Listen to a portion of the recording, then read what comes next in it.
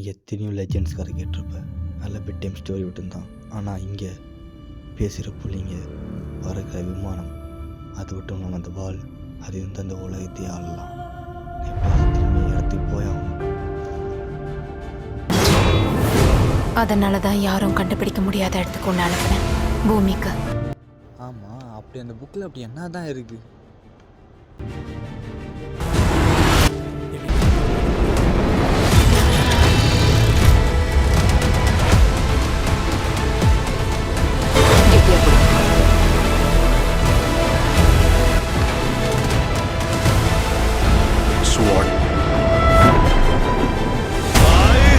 இதான் என்னோட ஃப்யூச்சர். இந்த உலகத்தில் என்னைய மாதிரி நிறையா பேர் இருக்காங்க, அவங்கள நான் கண்டுபிடிக்கணும். நீங்க ஈஸ்வரனா இப்படி பண்ணக்கூடாது. உன்னை அழிக்க ஆயிரக்கணக்கான ரோபோட்ஸ் படம் இருக்குதுடா, நீ என்ன பண்ண போற? இந்த மாதிரி நேரத்தில் வீரங்கெல்லாம் பயப்பட மாட்டாங்க, தெரியுமில்ல? எதாக இருந்தாலும் பார்த்துக்கலாம்.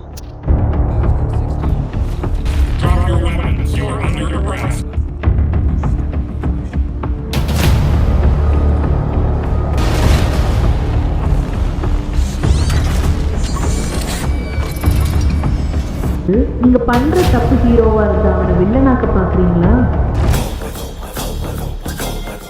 இந்த மொத்த உலகம் என் காலு கீழே அடிமையாக இருக்கணும்.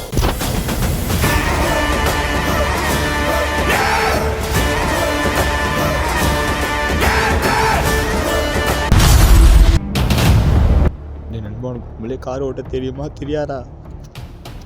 டேய், நான் GTA 5ல கார் ஓட்டிக்கண்டா, எனக்கு கார் ஓட்ட தெரியும்டா. நீ மூட்டு சுறா வேலையை மட்டும் பாடுறா.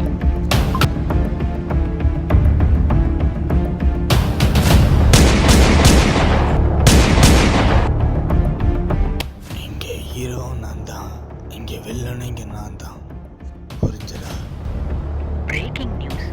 நம்ம உலகம் ஒரு விண்கலான வந்து தாக்க போகுது. உலகமே அழிய நம்மளை காப்பாத்த யாருமே இல்லை.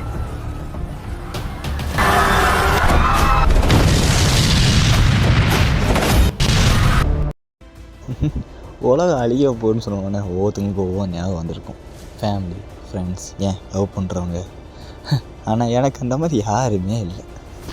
அதனால் இந்த உலகம் அழியிற பற்றி எனக்கு எந்த கவலையும் இல்லை.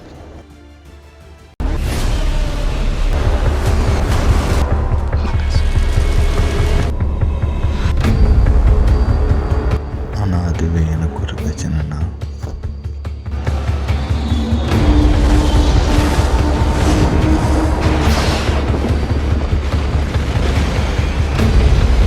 இந்த உலகத்துல யாருமே உயிரோட இல்லையா? இருக்கான், ஒருத்தன் உயிரோட இருக்கான், அவன்தான்.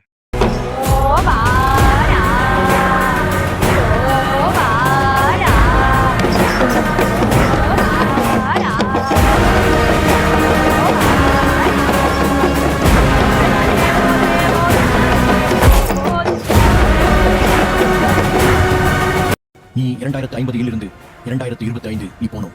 நான் எதுக்கு அங்கே போகணும்? ஏன்னா அங்க உன்னைய மாதிரி ஒருத்தன் இருக்கான், அவனை நீ சந்திக்கணும். அப்பதான் இதுக்கெல்லாம் ஒரு முடிவு கிடைக்கும்.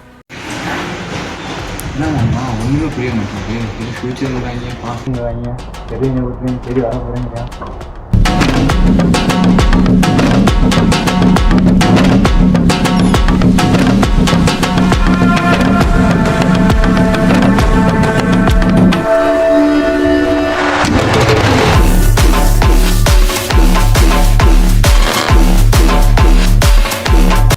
யாராவது வரலாம். இந்த கதை என்ன முடியலடா.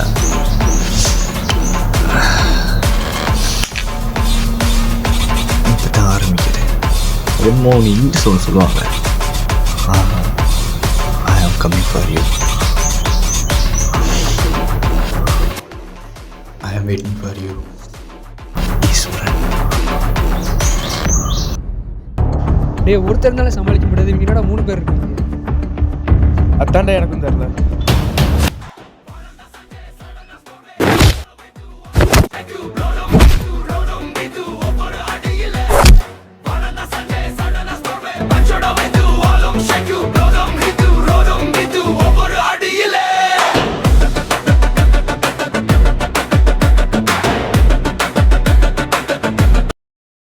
டே மாப்பிள்ள லவ் பண்ணுறா, லைஃப் நல்லா இருக்கும். காட்டு நீ